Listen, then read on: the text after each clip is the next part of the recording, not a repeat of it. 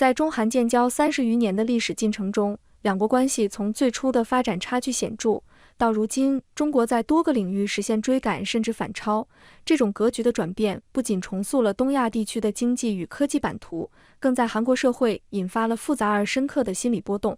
这段视频中，一位韩国教授以直白甚至带着焦虑的口吻，剖析了当下韩国民众普遍存在的恐惧与危机感，从消费市场、文化潮流到人才培养体系，全方位对比了中韩两国的发展路径差异。作为中国观察者，我们既能从这份焦虑中看到中国崛起的客观事实，也能透过现象看到背后深层次的国家博弈与发展逻辑。这种博弈并非零和对抗，而是不同国家在时代浪潮中关于发展定位、竞争力塑造的战略较量。接下来，我们将一步步拆解这份来自韩国的焦虑式反思，探寻其背后的成因、影响与启示。视频一开始，韩国教授并没有直接谈中国，而是先谈了一种情绪。他说，现在韩国社会内部正在蔓延一种说不出口，但几乎人人都能感受到的情绪——恐惧感和危机感。注意，这种恐惧并不是来自战争，也不是来自金融危机，而是来自一种非常具体、非常日常的体验。他们突然发现，中国不再是追赶者，而是正在进入一个可能全面超越的阶段。从中国观察者的角度看，这一点其实非常值得玩味，因为过去30年，中韩关系里一直有一条默认的心理分界线：韩国是先行者，中国是后来者。韩国先工业化，先信息化，先全球化，而中国在后面学，在后面追，在后面复制。而现在，这条心理分界线开始松动了。然后他抛出了一个对韩国社会杀伤力极强的问题：会不会有那么一天，韩国又变回历史上那种要向中国朝贡的国家？这里说的当然不是字面意义上的朝贡，而是一种心理秩序，谁制定标准，谁输出规则，谁决定什么是先进，什么是落后。这种表述从历史角度看，反映了韩国对历史上与中国关系的复杂心态，既受中国文化的深远影响，又有着强烈的民族独立意识，对历史上的宗藩关系存在着深深的警惕。从博弈分析的角度看，这本质上是韩国在面对中国崛起时，历史焦虑与现实焦虑的叠加。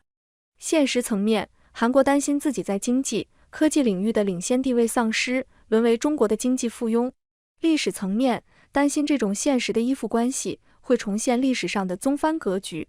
但这种担忧显然是对中国发展理念和国家定位的误解。中国一直奉行独立自主的和平外交政策，主张国家不分大小、强弱、贫富，一律平等相待。朝贡这种封建时代的国际关系模式，早已不符合当代国际关系的基本准则。中国的崛起是和平崛起，是致力于构建人类命运共同体的崛起，而非霸权主义的崛起。韩国教授的这种担忧，更多是其内心深处的强者焦虑在作祟，是无法接受从领先者变为竞争者甚至追随者的心理落差。 지금 우리나라 사람들에게 공포감이 있어요. 위기감이 있습니다. 이 공포감과 위기감이 뭐냐 하면 지난 수교 30년 동안은 한국이 위에 있었거든요. 그리고 중국이 훨씬 한국보다 뒤떨어져 있다고 생각을 했어요. 그런데 최근 한국인들, 저를 포함해서 느끼는 위기감, 심하게 표현하면 공포감, 이건 뭐냐면 중국이 따라오는 것을 지나서 앞서갈 수도 있겠구나. 이렇게 가다간 전기차는 BYD 타고, 우리가 쇼핑할 때는 전부 다 중국 쇼핑몰에서 하고, 청소기 쓸 때는 로브락 쓰고, 그 다음에 AI 쓸 때는 딥시크나 중국 오픈 AI 쓰고, 드론 쓸 때는 중국 드론 쓰고, 이런 날이 올 수도 있는 거 아니야? 다시 과거처럼 중국에 조공하는 그런 나라로 될 수 있는 거 아니야? 지난 30년 동안 한국이 앞서 있다는 굉장한 자부심도 있었는데. 接下来，教授开始谈国潮。他解释说，国潮最早是一种消费层面的现象，本质上是一种消费爱国主义。但他非常敏锐地指出，这股潮流并不是情绪驱动，而是与2018年中美博弈正式摊牌高度同步。2018年，美国开始制裁华为，中美对抗全面公开化。就在这一年，中国社会内部开始系统性地推动用自己的东西。从博弈逻辑上看，这不是偶然，而是典型的外部压力内部整合机制。当外部环境恶化，一个大国最优解从来不是全面开放，而是构建内循环加技术自主的缓冲系统。教授特别强调，国潮并不是短期情绪，而是已经持续了7、8年的结构性变化。而且它并没有停留在工业品阶段，而是向文化、内容、旅游、生活方式扩散。从中国观察者的角度来看，教授对国潮的定义只抓住了表面现象，却忽略了其深层次的内涵。国潮并非简单的消费爱国主义，而是中国经济发展、文化自信提升的必然结果。这也是为什么韩国社会会感到不安。韩国过去最自豪的是文化输出，是内容产业，是软实力。而现在，中国开始在这些领域出现自给自足加对外输出的能力。거차오 열풍이 분다고 합니다. 거차오는 무슨 뜻인가요? 중국에서 흔히 말하는 고차라는 말이 이제 우리나라에도 굉장히 유행을 하고 있죠. 그래서 우리나라 사람들에게도 그렇게 낯선 말이 아닙니다. 고차오라는 것은 한자로 보면 이제 국조 그렇습니다. 조류가 밀려오다. 그럴 때 이제 그 조자를 얘기하는데요. 그러니까 일종의 소비자 애국주의입니다. 그러니까 국산품을 애용을 하고, 그러니까 중국 제품을 애용하기 위한 일종의 소비 운동으로 시작이 됐죠. 그 시작이 2018년입니다. 아시다시피 2018년은 이제 트럼프 시대에 화웨이를 규제하면서 미중 대립이 이제 시작되던 그 해죠. 그 해에 이 고차오 소비 그리고 국산품 중국 제품을 애용한다라는 이런 흐름들이 소비 트렌드의 하나로 당시에 이제 유행이 되기 시작을 했던 거죠. 그런데 그런 측면에서 보자면 2018년부터 들어가면서 지금 한 2025년이니까 7년, 8년이 지금 지속되고 있는데 이 흐름이 여전히 지속되고 있습니다. 그리고 과거에는 예를 들어서 운동화를 살 때 뭐 중국의 스포츠화 운동화로 이제 제일 유명한 브랜드가 리닝이라는 옛날 체조 선수가 만든 기업인데요. 그 리닝이거든요. 스포츠웨어, 스포츠 제품을 살 때 중국 국산품 리닝을 사자. 세계적인 브랜드가 아니라 이런 차원에서 이제 공산품 소비에 한정이 됐었는데 최근에는 이게 굉장히 확대되고 있습니다. 애니메이션을 볼 때, 그 다음에 영화를 볼 때, 그 다음에 우리 집 뭐 가구를 설치할 때, 그리고 내가 어떤 여행을 갈 때 어디를 갈까? 이것도 중국 특징이 있는데, 그리고 전통 문화가 스며든 어떤 박물관이라든가 이런 데를 이제 견학가기도 하고, 그러니까 문화 소비, 그 다음에 여행, 일상생활 여기까지 고차오가 확대되면서 새로운 용어가 이제 좀 나오기도 하죠. 그래서 그거를 좀 구어펑이라고 부르기도 하고요. 어떤 사람들은 그러니까 구어펑이란 말은 국풍이라는 뜻입니다. 그리고 어떤 사람들은 과거의 고차오는 1.0 단계였고 그러니까 중국 공산품 소비 단계였고 지금은 콘텐츠라든가 일상문화 그리고 여행 이런 데까지 광범위하게 확대돼서 이거는 과거보다 업그레이드 했으니까 이거는 고차오 3.0이라고 불러야 된다. 이렇게 주장하는 사람도 있습니다. 그만큼 고차오가 시들지 않고 지금도 넓게 그리고 깊게 중국 사회에 영향。教授列举了中国在国潮领域的爆款作品。最开始点燃大家热情的是体育用品李宁，然后国潮从工业品领域扩展到了文化领域。长安3万里、动画、诗词、历史叙事与现代技术的结合，黑神话、悟空，以中国神话为内核的3A 游戏，海外爆火。哪吒2在传统叙事中嵌入对权威、秩序和自由的重新理解。从博弈角度看，这些作品真正让周边国家不安的地方在于，他们不再是给中国人自己看的，而是具备全球传播潜力的完整文化产品。这意味着中国不再只是被解释的对象，而开始成为解释世界的一方。 적인 거차오 제품을 소개해 주신다면요? 고차오 하면은 흔히 이제 저가의 중국 브랜드를 많이 떠올리죠. 이 고차오가 맨 처음에 시작되는데 불을 비췄던 게 스포츠용품입니다. 리닝 브랜드입니다. 이 리닝 브랜드가 중국에서 전시회를 하는데 중국 색깔을 입혀서 전시회를 한 거예요. 뉴욕에서 하는데. 그러니까 이제 리닝이 야, 우리 중국을 이렇게 선전해 주는가 하면서 중국인들이 다 리닝 브랜드를 사기 시작을 했죠. 근데 이거는 싸잖아요, 사실은. 글로벌 브랜드에 비해서 뭐 꼭 싼 건 아니지만 그래도 상대적으로 저렴하다는 거죠. 그래서 이제 그런 것들을 많이 샀죠. 그런데 최근에 대표적인 고차오 브랜드가 이제 새로 나타났습니다. 작년과 올해에 나타났죠. 작년 중국 사회에서 공산품 위주의 고차오가 아니라 애니메이션이라든가 문화에서 고차오 열풍이 불어버렸습니다. 그게 2023년부터 일어나기 시작을 했는데 장안 산만리라는 애니메이션이 완전히 폭발적인 인기를 누렸습니다. 장안을 배경으로 해서 당나라 시대에 활약을 했던 이백이라든가 고적이라든가 이런 시인들이 나오거든요. 막 시를 읊고 자신의 삶을 얘기도 하는데 이 나오는 시들이 중국인들이 다 잘 아는 시들입니다. 이 애니메이션 때문에 관광 붐이 일어버렸죠. 그러고 나서 또 게임이 이제 엄청난 이것보다 훨씬 더 폭발력 있는 인기를 누리게 됩니다. 흑신화 50이라는 건데 이제 손오공 얘기를 합니다. 그런데 이걸 현대적인 버전으로 굉장히 잘 만들었어요. 근데 이 50이라는 게임은 중국에서도 인기가 있고 해외에서도 인기가 있습니다. 우리나라 게이머 중에서도 이 게임 해봤다는 사람들이 꽤 됩니다. 중국 게임 중에서 해외에서 제일 많이 인기를 얻은 게임이다. 그래서 트리플 A 게임으로서는 가장 많은 인기를 얻었다. 이렇게 이제 평가를 받는 건데, 이 게임의 경우에는 손오공 신화를 가지고 합니다. 그런데 50이라는 이름에서도 우리가 짐작할 수 있듯이 손오공의 후예입니다. 이 사람이 이제 결국은 50처럼 손오공처럼 온갖 고난을 겪은 뒤에 천계로 올라가서 그야말로 불사의 신이 돼야 되는데, 이 사람은 결국은 나는 천상으로 올라가지 않을 거예요. 나는 그런 구속된 삶이 아니라 자유로운 원숭이의 삶을 살겠다. 그리고 나중에 올라가지 않거든요. 그렇게 이 메시지도 기존의 손오공하고 달라지고요.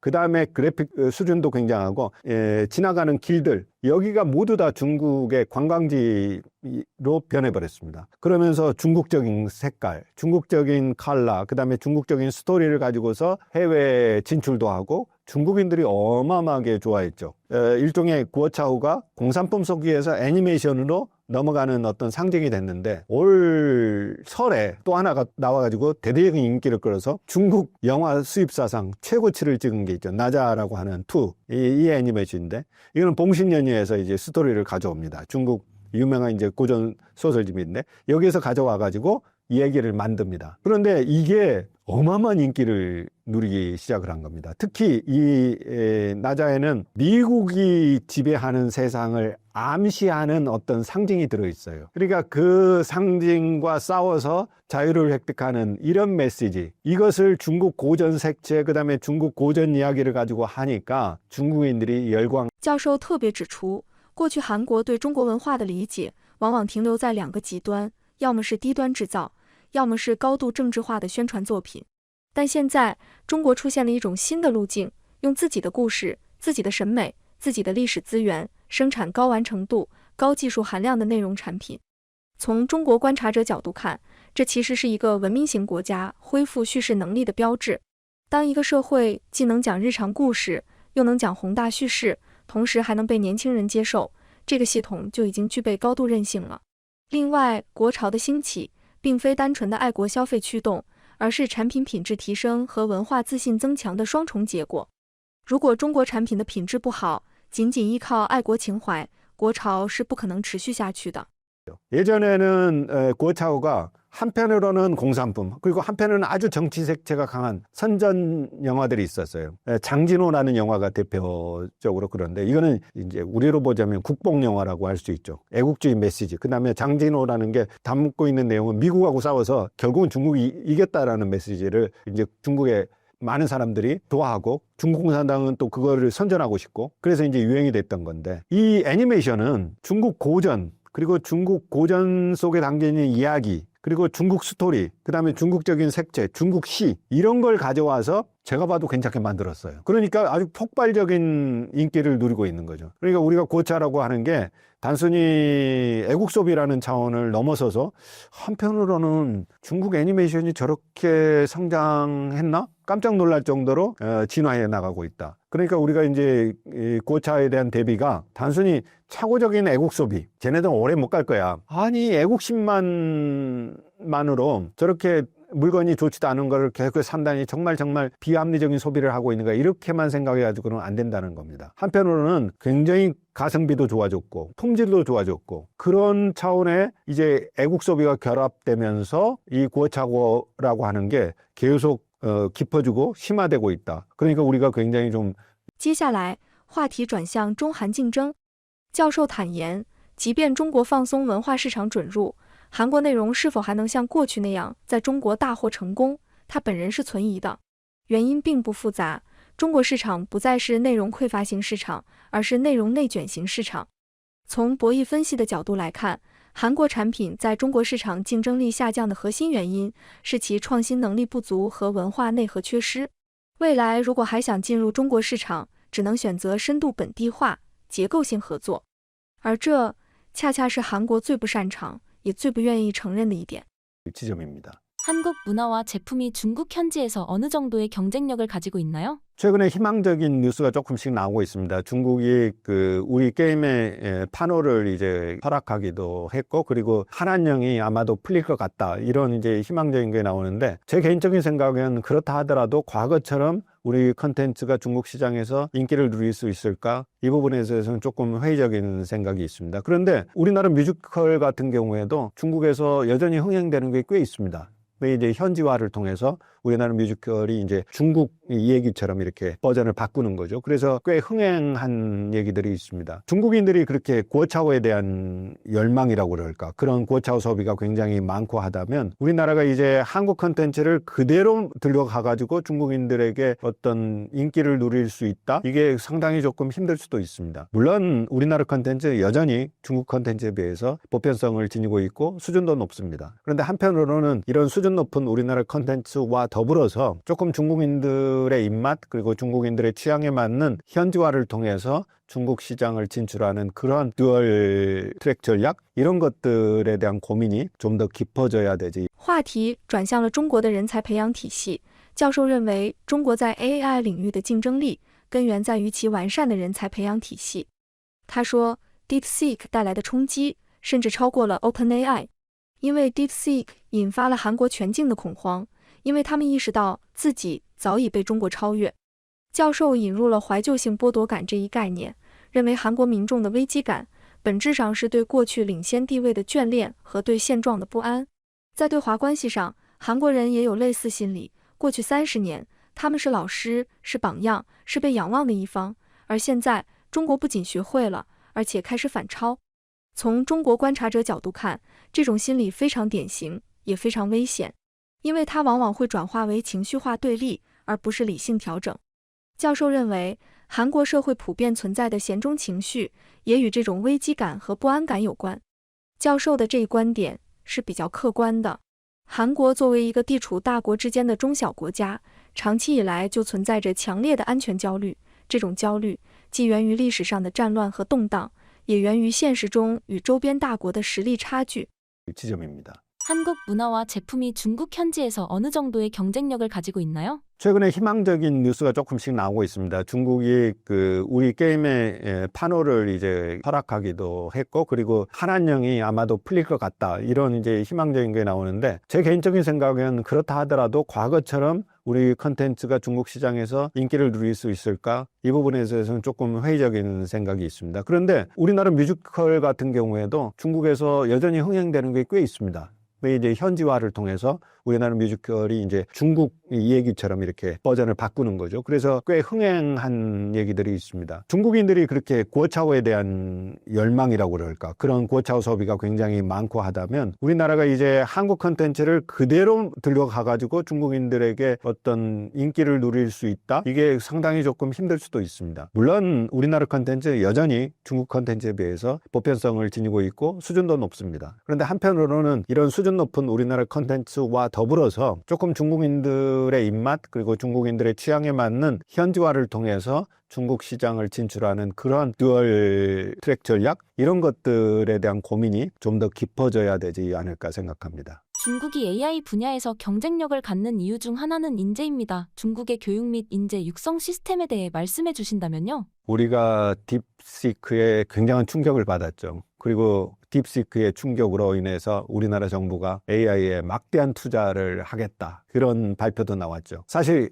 오픈 AI가 줬던 충격보다 딥시크가 줬던 충격이 훨씬 큽니다. 왜 그러냐면 지금 우리나라 사람들에게 공포감이 있어요. 위기감이 있습니다. 이 공포감과 위기감이 뭐냐 하면, 지난 수교 30년 동안은 한국이 위에 있었거든요. 그리고 중국이 훨씬 한국보다 뒤떨어져 있다고 생각을 했어요. 그런데 최근 한국인들, 저를 포함해서 느끼는 위기감, 심하게 표현하면 공포감, 이건 뭐냐면 중국이 따라오는 것을 지나서 앞서갈 수도 있겠구나. 이렇게 가다간 전기차는 BYD 타고, 우리가 쇼핑할 때는 전부 다 중국 쇼핑몰에서 하고, 청소기 쓸 때는 로브락 쓰고, 그 다음에 AI 쓸 때는 딥시크나 중국 오픈 AI 쓰고, 드론 쓸 때는 중국 드론 쓰고, 이런 날이 올 수도 있는 거 아니야? 다시 과거처럼 중국에 조공하는 그런 나라로 될 수 있는 거 아니야? 지난 30년 동안 한국이 앞서 있다는 굉장한 자부심도 있었는데 이게 무너지는 거 아니야? 이런 이제 위기감, 공포감을 느끼는 거죠. 이런 용어가 있습니다. 향수적 박탈감이라는 용어가 있습니다. 그러니까 이제 중산층들이 왜 극우 주장으로 이렇게 나가느냐?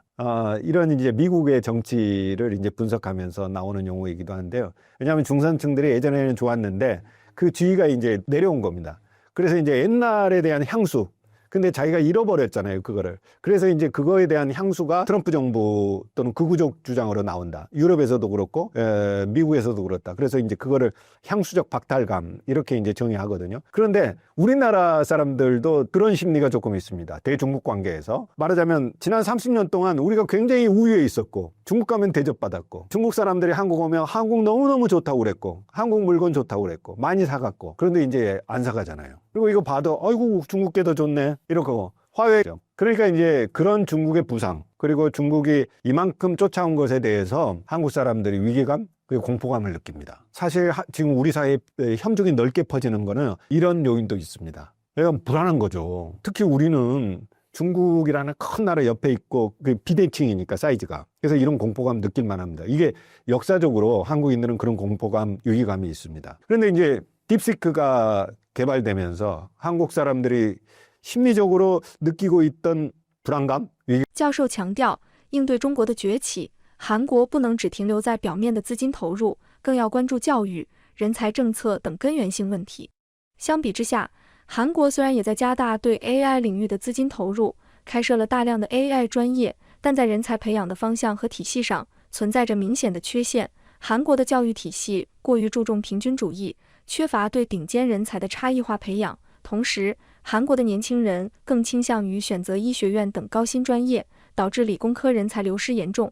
这种根源性的问题不是简单的资金投入就能解决的，需要韩国政府进行深刻的反思和系统性的改革。教授对中国人才培养体系的分析，虽然有一定的片面性，将中国社会简单的定义为精英主义社会，但总体上是客观的。中国的人才培养体系确实注重对顶尖人才的差异化培养，通过英才计划、强基计划等一系列政策，为有特殊才能的学生开辟专门的通道，提供优厚的待遇和良好的发展平台。这种差异化的培养模式能够让顶尖人才快速成长，为国家的科技发展做出贡献。相比之下，韩国的人才培养体系过于注重平均主义，强调人人平等，缺乏对顶尖人才的差异化培养，导致顶尖人才的潜力难以充分发挥。同时，韩国的企业在人才培养方面也缺乏长期的战略眼光，更多是注重短期的利益回报，不愿意对人才进行长期的、大规模的投入。这种人才培养体系的差异是中韩之间科技差距逐渐拉大的核心原因之一。 거죠. 그런데 저는 물론 중국에 대응하기 위해서 우리나라도 AI 투자에 많이 좀 힘을 쓰고 정책적인 배려도 있어야 된다고 생각을 하는데 그 뿌리를 좀 봤으면 좋겠어요. 결국은 교육, 그리고 인재정책, 그리고 국가가 어떻게 방향을 정하고 그 방향을 정한 뒤에 그 분야에 집중적인 투자를 하는가, 플랫폼을 만들어주는가, 이걸 봐야 돼요. 그냥 예를 들어서 AI 몇 개 기업이 이렇게 해서 투자하면 되는 거 아니야? 대학 몇 개 만들면 되는 거 아니야? AI 학과 지금 대학마다 굉장히 늘어나고 있거든요. 그러면 되나? AI 전공하는 학생들 50만 원씩 장학금 준다고 그러거든요. 매월. 그러면 되나? 그거는 중국이 AI 정책을 하고 있는 뿌리를 보지 못하는 거거든요. 최근 중국이 첨단 분야에 굉장한 두각을 나타내고 있는 것은 중국이 능력 있는 사람들, 관련 분야에 아주 천재적 재능을 가지고 있는 사람들을 차별 대우합니다. 그리고 중국 대학은 그런 전형들을 가지고 있어요. 그러니까 일종의 뭐 천재라고 그러면 조금 그렇지만 어쨌든 이 분야에서 굉장히 우수한 애들, 영재라고 생각하는 애들을 트랙을 따로 만들어줘요. 그런 애들에게 어마어마한 대우를 해주고 입학 전형에서도 그들 학생들을 위한 트랙을 따로 만들어주고 그 학생들은 몇 단계를 끼어 올라가 버리는 거죠. 월반한다고 그러잖아요. 그렇게 해서 대학에도 들어갈 수 있고요. 그러니까 18, 19, 20에 대학 들어가는 게 아니라 훨씬 더 일찍 들어갈 수도 있고 그 다음에 기업들이 한 사람 한 사람 잡아가지고 그야말로 막대한 지원도 해주고 중국은 능력주의 사회잖아요. 그러니까 능력이 있는 사람 쟤는 이 분야에서 천재적인 능력이 있는데 AI를 만들 수 있는 천부적인 능력이 있어. 그러면 거기에 집중적인 대우를 해줍니다. 근데 우리도 굉장히 영재학교들 많아요. 그런데 우리의 영재교육하고 중국의 영재교육 차이가 뭐냐면 우리는 부모들 관심 때문에 영재가 아닌 사람도 전부 다 영재라고 와서 학원에 집어넣습니다. 12시간 교육시키고 일요일도 없이 애를 그냥 교육시키면 영재가 될 거라는 믿음 속에서 영재학교에 집어넣어요. 근데 중국은 영재인지 아닌지를 판별을 해요. 과외가 아니라 특정 테스트를 거쳐서라든가 아니면 제 학생들이 올림피아드라든가 이런 데 가서 성적을 내면 쟤는 영재라는 게 증명이 됐잖아요. 그러면 그 학생들을 이제 특별하게 올라갈 수 있는 이 트랙을 만들어주는 겁니다. 그리고 거기에 정부라든가 기업에서 그 학생들을 충분히 지원해주고 이 시스템이 갖춰져 있다는 거예요. 근데 우리는 사실은 이렇게 평준화하거든요. 늘 평준화합니다. 근데 중국은 그렇지 않죠. 과학 인재에 대한 평준화, 그리고 중국은 의대를 최상위로 두지 않잖아요. 과학 인재를 가고 그 다음에 중국에서는 교육과정에서 수학, 물리, 화학 이걸 잘해야 되고 수능에서도 물리에 가산점을 주거든요. 우리나라처럼. 그러니까 물리, 화학을 잘해야 된다라는 생각이 부모들에게도 있고 물리, 화학 잘해? 수학도 잘해? 그러면 저 사람이 인재네? 그럼 공대 가겠네? 그리고 국가에 필요한 일 하겠네? 더군다나 지금 미중 대립 속에서 결국은 승부는 첨단에서 날 테니까 중국 정부가 돈을 어마어마하게 대준단 말이에요. 기업들도 그렇고. 그러니까 첨단 산업 발전을 위해서도 능력 있는 그 분야에 능력 있는 애들을 키우는 거죠. 그러니까 이건 차별화 정책입니다. 근데 우리는 이 시스템이 전혀 아니죠. 교육도 그렇고 모든 조건들이 중국하고는 차별화되어 있습니다. 중국은 인구도 많으니까 능력 있는 사람도 많아요. 그런데 우리는 인구도 적은데 모든 사람들을 평균적으로 키워버려요. 그리고 조금 능력 있는 사람들을 발굴해서 그 사람들에 대해서 공학이나 기술적으로 집중적으로 지원하지도 않아요. 그러니까 우리가 딥시크의 충격 앞에서 볼 것은 우리나라가 초등부터 시작을 해서 그 방면에 능력 있는 사람들을 어떻게 키울 것인가, 어떻게 대접할 것인가, 국가의 시스템이 위에 상부에 있는 사람만 그냥 지원해 주는 게 아니라 밑에서부터 어떻게 교육시킬 것인가, 이 시스템을 教授痛陈韩国理工科体系的弊端，认为医学院的扩招导致了理工科人才的大量流失，对韩国的未来发展构成了严重威胁。他充满了对韩国理工科人才流失的焦虑和无奈。从博弈分析的角度来看，韩国理工科人才的大量流失是韩国在科技竞争中逐渐落后于中国的重要原因。科技竞争的核心是人才竞争，没有充足的理工科人才储备，韩国就难以在 AI、半导体、新能源等尖端科技领域与中国竞争。长期下去，韩国的科技竞争力和经济发展潜力都会受到严重的影响。相比之下，中国通过完善的教育体系和政策引导，培养了大量的理工科人才，为尖端科技的发展提供了坚实的人才支撑。这种人才优势正在逐渐转化为科技优势和经济优势，让中国在中韩科技竞争中占据越来越有利的地位。 됩니다. 우리나라 공대 지금 시스템 망가졌습니다. 그리고 지난 의대 증원이 이루어지면서 갑작스럽게 2,000명이 늘어나면서 2,000명이라면요 주요 공대의 인원들이 다 의대 가게 되는 인원이거든요. 물론 의대 증원 필요합니다. 그런데 그걸 아주 기술적으로 정교하게 접근을 해야 되는데 한꺼번에 늘리니까 공대 인원들이 다 가버린 거예요. 그러니까 공대가 황폐화돼 버리죠. 공대 기술 인원들이 일시적으로 다 의대로 빠져나가 버리고, 그리고 대우도 안 좋으니까 공대 올 이유가 없잖아요. 그런데 중국은 그렇지 않다라는 거죠. 그러니까 우리는 어떻게 보면 똑같은 바둑알을 만드는 평균적인 교육이에요. 그런데 중국은 얘가 특징 나는 게 있다 그러면 그 트랙을 따로 만들어주는 거죠. 그 교육 시스템이 있습니다. 이게 물론 들어간 사람은 행복하고 들어가지 못한 사람은 그럴 수 있죠. 그런데 저는 예를 들어서 0.1%나 이런 정도는 그런 트랙을 대한민국에도 만들어주는 것이 대한민국의 미래를 위해서 좋다는 거죠. 그 중국처럼 가혹한 능력주의를 하면은 조금 문제가 발생할 수 있지만 모든 학생들에게 그런 능력주의 차별을 적용하는 건 문제가 있지만, 그러니까 특정 방면에 다른 학생들과 차별적인 재능을 가지고 있는 학생들을 차별적으로 교육시키고 지원해주고 그 사람들이 커갈 수 있는 교육 트랙을 만드는 거, 이거는 입시제도 차원에서도 꼭 필요하다. 교육제도 차원에서도 꼭 필요하다고 봅니다. 그러니까 우리가 딥시크 충격에 잘 대응하는 거는 그 뿌리를 봐야 된다는 겁니다. 从整体来看，这个视频并不是在夸中国，而是在解释韩国的焦虑从何而来。从中国观察者视角看，这种焦虑并不意外。当一个国家发现自己过去赖以自豪的优势正在被一个体量更大、系统更完整的对手吸收、整合并超越时，恐惧几乎是必然的。但问题不在于恐惧本身，而在于如何回应。是继续停留在心理对抗，还是重新理解结构变化？是执着于过去的等级秩序，还是接受一个多级、竞争更激烈的现实？这才是这个视频真正抛给韩国社会，也抛给所有周边国家的问题。